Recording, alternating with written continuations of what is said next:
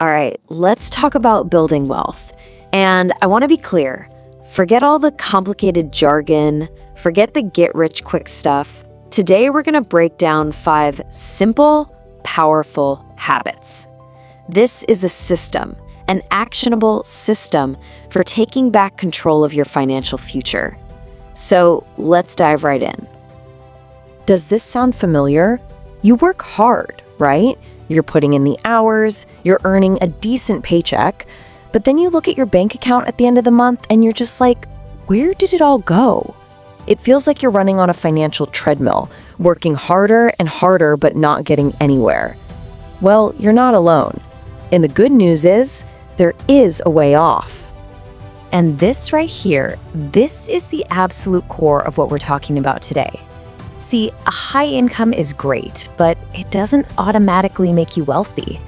I think we all know people who make a ton of money and are still broke. So what's the difference?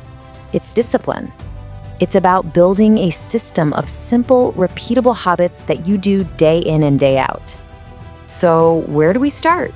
Well, we start by going to war with the single biggest enemy of your wealth, your own impulses. Seriously, this first habit is the foundation for everything else because it's what puts you firmly back in the driver's seat of your own spending.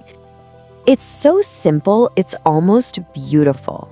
You see something you want, and we're not talking about groceries or gas, right? We're talking non-essentials. If it costs more than $50, you don't tell yourself no. You just tell yourself, not yet. You create a mandatory 24-hour cooling off period. That's it. So why on earth does this little trick work so well?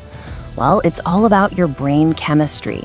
That sudden, intense urge to buy something, that's your brain getting a quick hit of a feel-good chemical called dopamine. The 24-hour rule simply creates a gap. It gives the logical, long-term part of your brain, your inner adult, if you will, a chance to wake up, catch up, and ask, wait a minute, do I really need this thing? Okay, but here's the trap. This is where this habit falls apart for most people. We've all done it. You've had a brutal week at work, you're feeling down, and that little voice in your head pops up and says, you know what, I deserve this. That emotional justification is the #1 enemy of this rule. Just being able to recognize that voice is half the battle. So let's make this real. How do you start this today? It's a simple 4-step dance. Next time you get that urge, don't suppress it. Put the item in your Amazon cart. Write it down on a list. And then, and this is key, you walk away. Set a reminder on your phone for 24 hours from now. I promise you, you will be shocked at how often that burning desire has just fizzled out by the next day. Okay, so once you start getting your impulses under control, the very next step is to get clarity. We have to turn the lights on. You simply cannot make smart financial decisions if you're flying blind. This isn't about judging yourself, it's just about awareness. And that leads us straight into our second habit.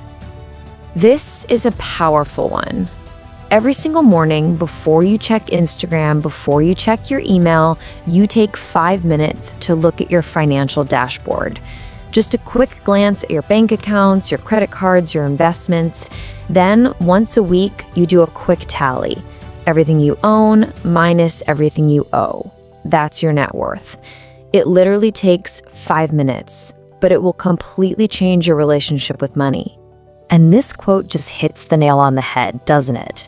It explains exactly why that morning check-in is such a big deal. Think about it. You wouldn't try to fly a plane without an instrument panel, right? That'd be crazy. Yet, that's how most of us try to navigate our entire financial lives. This habit gives you the data you need to steer the ship.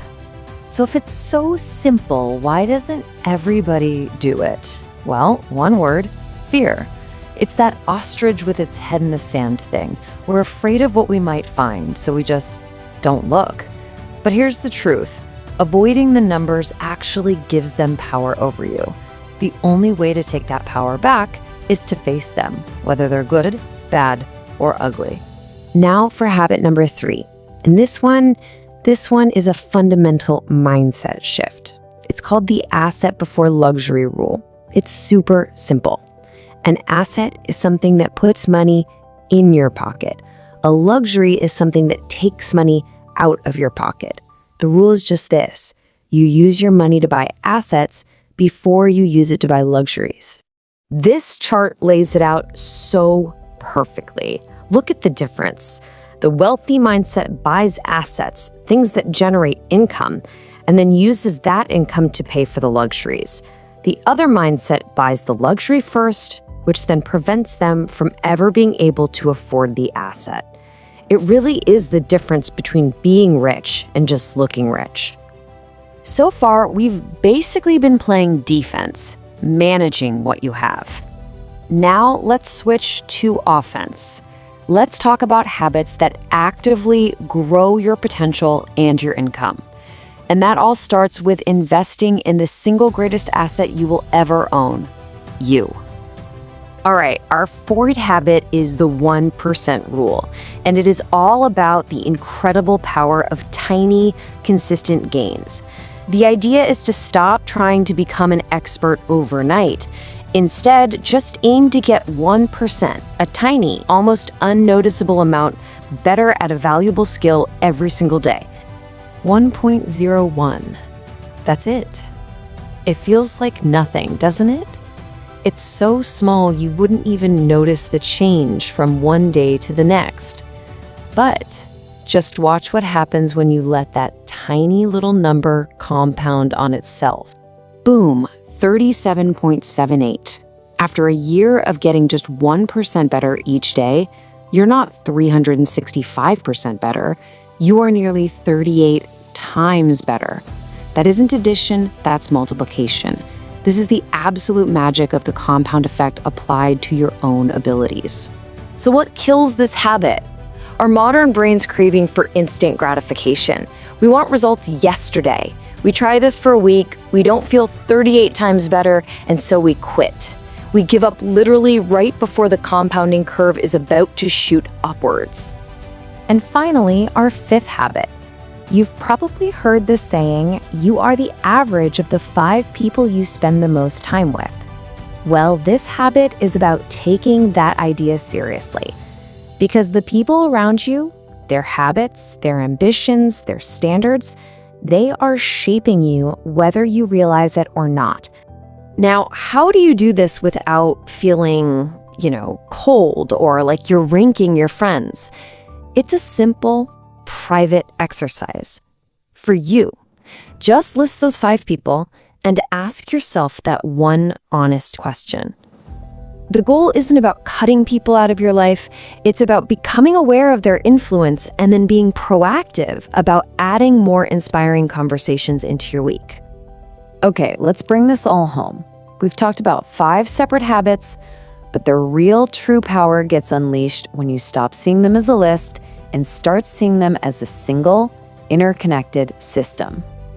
So we've got the 24-hour rule to master our impulses. We've got the morning financial review to gain clarity.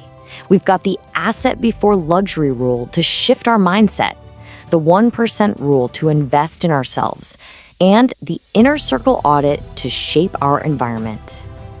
And this is the most important part. They create a flywheel. Think about it. When you use the 24-hour rule, you have more money, which makes your morning review more encouraging. A positive review motivates you to buy an asset. Getting 1% better at your job gives you more income to buy those assets. And hanging around ambitious people reinforces all of these behaviors. Each one pushes the next, creating this unstoppable momentum. But at the end of the day, listening to this is useless without action. Your financial future isn't going to be defined by some big one-time event. It's going to be built by your small, daily, consistent habits. So looking at this system, my question to you is simple. Which one of these gears will you decide to set in motion today?